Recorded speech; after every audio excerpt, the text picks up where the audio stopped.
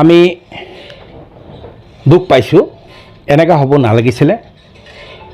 যদি কিবা আছে দলৰ মাজত বহি সিদ্ধান্ত ল'ব লাগিছিলে। আমি CM প্ৰমোদ বড়ো ডাঙৰীয়া দেৱক ক'ব বিচাৰিছোঁ,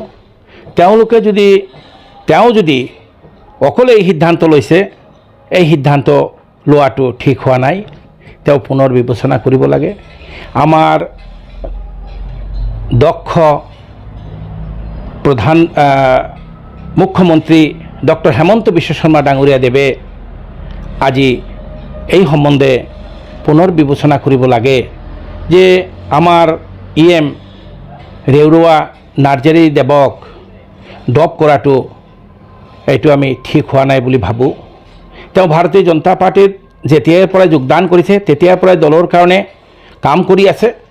আৰু ইতিমধ্যে মই দেখা পাইছোঁ আমাৰ দক্ষ মুখ্যমন্ত্ৰী ডক্টৰ হেমন্ত বিশ্ব শৰ্মা ডাঙৰীয়া দেৱে অলপ কিছুদিন আগতেই BTC নিৰ্বাচন সম্বন্ধে তেওঁ কৈছিলে যে আমি অকলেই নিৰ্বাচন খেলিম আৰু আমি BTCত BJPক কেনেকৈ শক্তিশালী কৰিব পাৰোঁ তাৰ কাৰণে দলীয় কৰ্মী নেতাসকলক নিৰ্দেশ দিছিলে।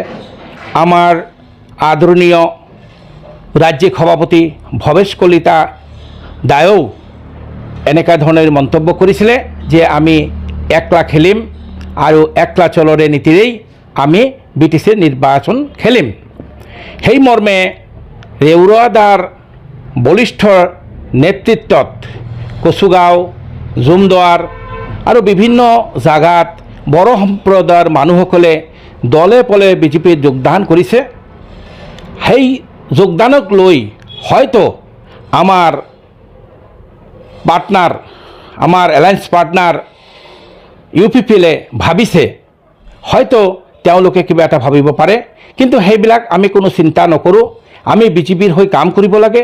আমি 43 বছৰ 1982ৰ পৰা আজিলৈকে ভাৰতীয় জনতা পাৰ্টিৰ হাতত আমি কাম কৰিছোঁ। কোনো ব্যক্তিৰ হাতত নহয়, কোনো ব্যক্তিৰ কাৰণে নহয়, দলৰ হাতত দলক কেনেকৈ আগুৱাই লৈ যাব পাৰোঁ সেইকাৰণে আমি কাম কৰি আছোঁ।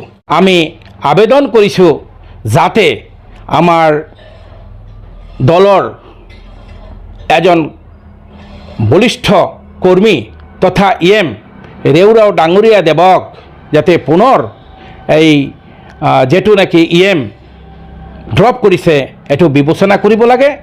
আৰু মই এষাৰ কথা ক'ব বিচাৰিছোঁ, দলৰ হৈ আমি কাম কৰিম আৰু দলৰ হৈ আমি আগুৱাই যাম। ইয়াত যদি কোনো বাধা কৰে সেই বাধা আমি কোনো পৰৱা নকৰোঁ আৰু নকৰিম। আমি আন্দোলনৰ সময়তো ভাৰতীয় জনতা পাৰ্টি শক্তিশালী ৰূপে আছিলে। আজিও ভাৰতীয় জনতা পাৰ্টি BTC শক্তিশালী ৰূপে আমি মাৰ বান্ধি থিয় দিম। আৰু ভাৰতীয় জনতা পাৰ্টি বাদে ইয়াত কোনো চৰকাৰ কৰিব নোৱাৰে। ভাৰতীয় জনতা পাৰ্টি অকলে চৰকাৰ কৰাৰ ক্ষমতা আছে। অহা নিৰ্বাচনত আমি বলিষ্ঠভাৱে আমি প্ৰতিদ্বন্দ্বিতা কৰিম। আমি সকলো MCLক জিকাই ল'বৰ কাৰণে সক্ষম হ'ম বুলি আমি আশাবাদী। ভাৰতীয় জনতা পাৰ্টি কেতিয়াও কোনো জাগাত নতি স্বীকাৰ কৰা নাই, নিঃস্বাৰ্থে কাম কৰিছে। ভাৰতীয় জনতা পাৰ্টিৰ যেটো ডিচিপ্লিন, ভাৰতীয় জনতা পাৰ্টিৰ যেটো ত্যাগ স্বীকাৰ কৰি আজি এই পৰ্যায় আহিছে, গোটেই ভাৰতবৰ্ষত আমি চৰকাৰ কৰিবলৈ সক্ষম হৈছোঁ। আৰু বিশ্বৰ ভিতৰত আমি সবতকৈ ডাঙৰ গণতান্ত্ৰিক দল হিচাপে আমি প্ৰকাশ পাইছে।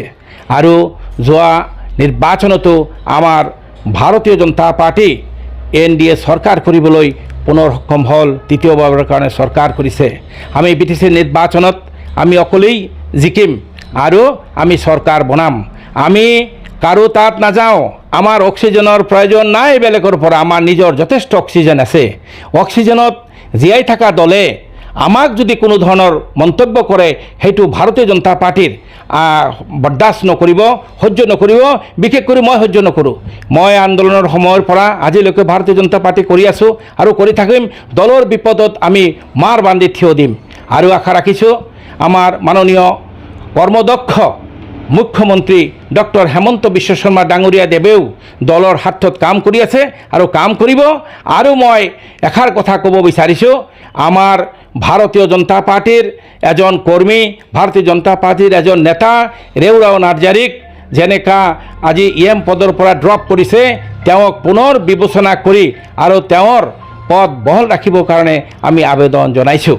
আমি সকলোৱে দলৰ কাৰণে মই এষাৰ কথা ক'ব বিচাৰিছোঁ আপোনাক।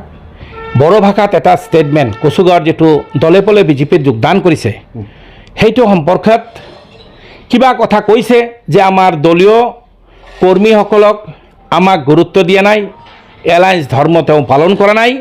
বড়ো ভাষাত দিছিলে, মই বড়ো ভাষা অলপ অলপ বুজি পাওঁ, কিন্তু সেই হিচাপত সেনেকুৱা ধৰণৰ কোনো সমালোচনা কৰা নাই। এইখিনি কথা কৈছে যে আমাৰ দলীয় কৰ্মীসকলক গুৰুত্ব দিয়া নাই বা আমাক গুৰুত্ব দিয়া নাই। এনেই এইটো কথা কাৰণেতো মই এইটো দলৰ যে চৰকাৰৰ যে কিবা সমালোচনা বুলি আমি নকওঁ। যদি UPPL বিজেপি এলায়েন্স গভৰ্ণমেণ্টে আমাৰ BTCত ভাল কাম কৰিছে আমি ভাল ক'ম। যদি দল বিৰোধী বা দলৰ ক্ষতি বা ৰাইজৰ ক্ষতিৰ হৈ যদি কিবা কাম কৰে সেইটো আমিও মাত মাতিম। ৰাইজৰ হৈহে আমি, ৰাইজক লৈহে দল। ৰাইজৰ যদি উন্নতি নহয়, ৰাইজৰ যদি কোনো ক্ষতি হয় আমি দেখোঁ, তেনেহ'লেতো আমি সেই কথাত সমৰ্থন নিদিওঁ। আমি ৰাইজৰ হৈ কাম কৰিম। ভাৰতীয় জনতা পাৰ্টি ৰাইজৰ দল আৰু ভাৰতীয় জনতা পাৰ্টি সদায় ৰাইজৰ মাজত আছে, ৰাইজৰ হিতাৰ্থে দেশৰ হিতাৰ্থে কাম কৰিব। UPPL GSPটো নাই, GSP যোৱা নিৰ্বাচনত তেওঁ ওলাই গ'ল। আমি এতিয়া বিজেপি আৰু UPPL চৰকাৰ কৰি আছোঁ। চৰকাৰৰ মাজত বা দলৰ মাজত কিবা মনোমালিন্য থাকিব পাৰে, সেইকাৰণে সিমান যে ডাঙৰ কিবা এটা সেইটো নহয়। এইটো দলৰ মাজত আৰু এলায়েন্স পাৰ্টনাৰৰ মাজত বহি আলোচনা কৰি বিলোচনা কৰি এইটো সমস্যা সমাধান কৰিব লাগে আমি যেটো ভাবোঁ। কোনো ধৰণৰ পদক্ষেপ লোৱাৰ আগত আমাৰ এলায়েন্স পাৰ্টনাৰে আমাৰ লগত, আমাৰ দলৰ নেতৃবৃন্দৰ লগত, দলৰ লগত আলোচনা কৰি তাৰ পিছতে সিদ্ধান্ত লোৱাটো ভাল বুলি মই জানোঁ। অকলববীয়াকৈ যদি তেওঁ সিদ্ধান্ত লৈছে, তেওঁৰ সিদ্ধান্ত ভুল আৰু আমি এই সিদ্ধান্তৰ আমি কণ্ডেম কৰিছোঁ আৰু এই সিদ্ধান্তক আমি তীব্ৰভাৱে গৰিহণা দিছোঁ।